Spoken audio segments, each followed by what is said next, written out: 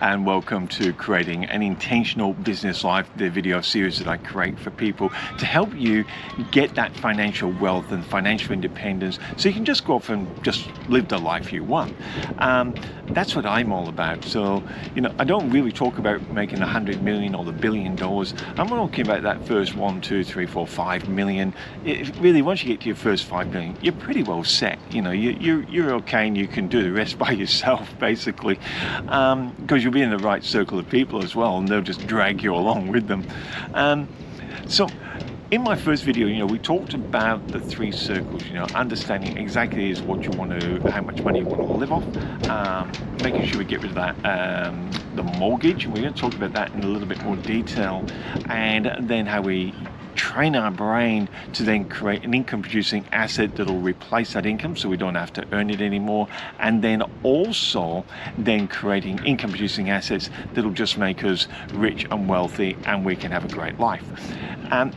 So that's what we talked about in the first video in what I call the 3 circles, getting our financial modeling right, getting our intention right, because an intentional business life is the business that's just going to create you the money so you can live the life you want. I'm not really one of these people that want to work 24/7, 7 days a week for the rest of my life. I actually want to get out there and live life. So my business is all designed so I can actually go out and live life.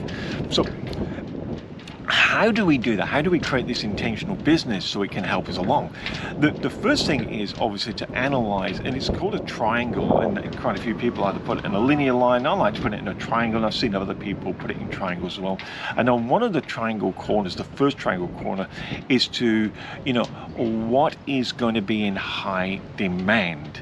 That's the easiest thing to go for. What's going to be in high demand? So when you're doing something and you want to go into a business, you say, I've got these skill sets, and you look at the problem you're going to solve and you say, is that problem in high demand? Is there a lot of people that want that problem solved? Is there a lot of people, in my case, who would like to make their first, second, third, fourth, fifth million? Would they like to become millionaires and so they can get on and just live life? And I think there's lots of people that would want to do that. So I go, well, that's in high demand.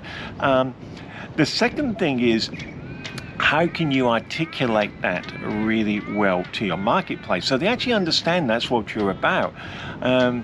I make no bones about it. Now, I've got people saying to me, oh, you talk about money all the time, Michael. I'm just not shy about it.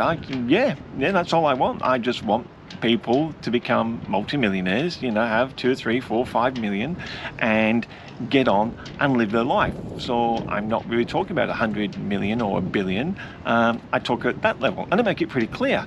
And I know about enjoying yourself, cruising, seeing the world, spending time with the grandkids, whatever it is for you. So I articulate it strongly all the time, and no one's under any false illusions what I'm talking about there. And then the other part of that triangle is what they call, and you've got to write these down yourself.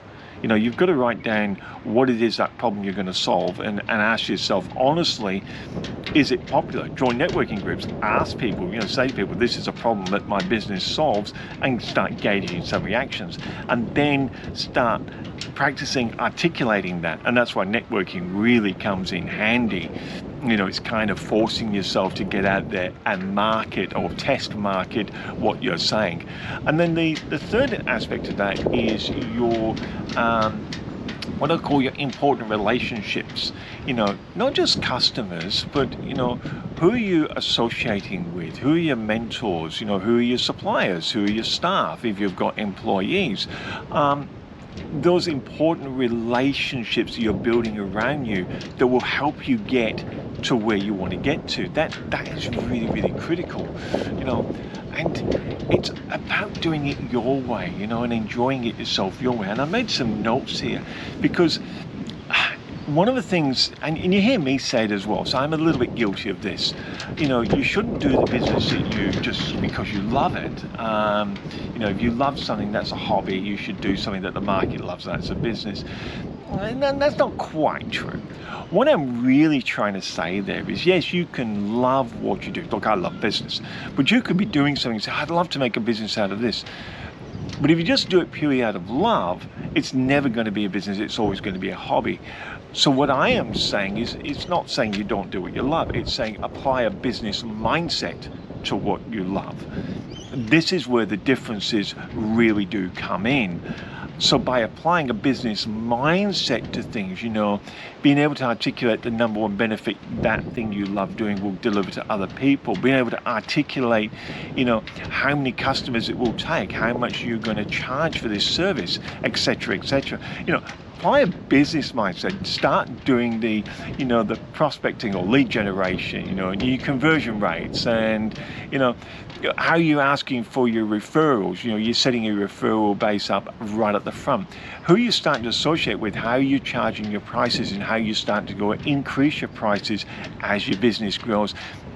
And then how you're going to take that money, what I call delayed gratification, to buy income producing assets. Now, one thing I want to touch on here, and we bounce around, this is just a conversation between us. When I talk about income and revenue, I really do encourage people when they very first start not to do a budget, not to try and do a revenue model, not to try and lock in on just one way of earning money, because I think that could really just hamper you, and I think it does, and it stops people getting the wealth really, really quickly. And I've got people talking to me now. Hi, how you going? There you go. Yes, I am really outside. Where was I? I've been interrupted. Oh, yes. So it's a bit like being on the aeroplane, and the host or the hostess, they always say to you, look for in case of emergency, look for your nearest exit, and remember the nearest one may just be behind you. It's a good analogy because I work with a lot of business people and they're so stuck on this is how I want to make my money. They're really fussy on how they want to make their money, and I'm going, why? Don't you just want to make money so you can have these investments so you can just go off and enjoy yourself? Yeah, but Michael, I only want to make my money this way. Oh, and I only want to make it from these clients. Oh, and I only want to charge X amount. You've just put all these barriers in place. So let's just remove them. They come up with these great business models. It's like, let's have a look at the market. And quite often we do a couple of tweaks. I got a friend, he was earning, I think he was earning like $300 or $400 a week, something in his business. We did a couple of tweaks and he's up to like $7,500 a week, having a great time, really enjoying himself. So don't get stuck on how you're going to make your money at the beginning. Have some delayed gratification. Just start going out and giving value to people. Facebook did it for, some people say 6 years, 7 years, 10 years, whatever it is, but it took a long time before this actually started making money. Jeff Bezos with Amazon did the same. Quite a few of them do the same. It's called delayed gratification. Start pushing what it is out into the marketplace, and look, it doesn't take years. It takes weeks, months. But what you'll find is the best way, the most profitable way that will get you the cash really, really fast. Delayed gratification. What else did I put on here for this week? Oh, yes. People say that your idea's got to be original. No, it doesn't. I'm sure there's lots of people do what I do consulting. I'm sure there's lots of people do what you do, whatever that business is. No, it doesn't have to be original. What it has to be is obsessed by you. You have to obsess over it. So I love helping people get to that first $1 million.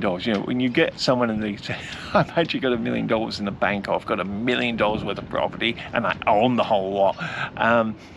It's a hell of a thrill. It really is. It doesn't get old. It does not get old at all. And it's really, really exciting. My story is, as you know, I got my first $7.5 million, thought I could bank it all and get turned into $100 million, lost it all.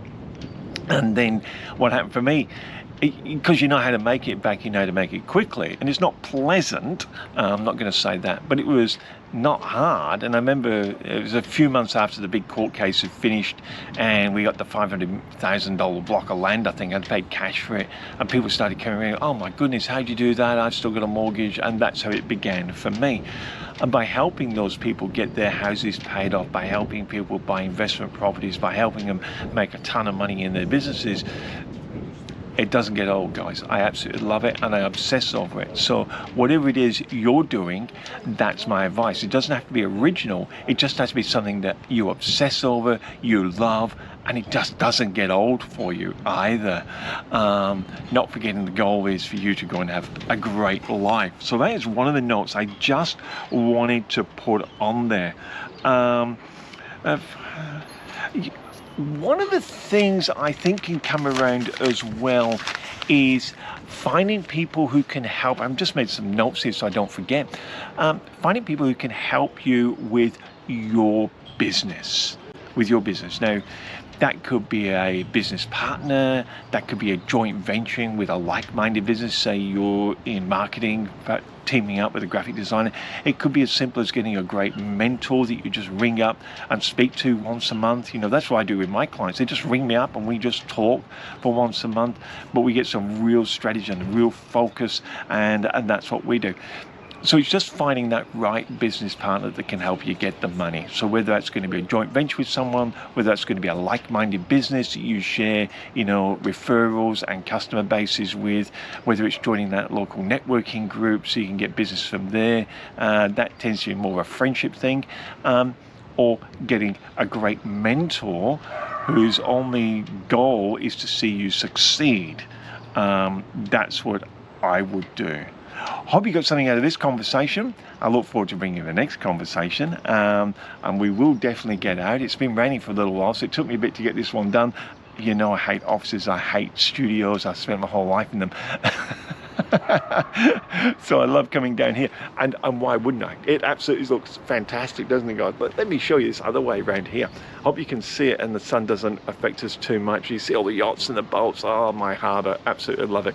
Guys, it's all about living the life you want. It's all about living an intentional business life, and if that's for you, keep watching, keep subscribing, keep giving me those thumbs up. Hey, and keep asking me the great questions you've been asking. Absolutely love answering them. Until next time, take care, and to your success.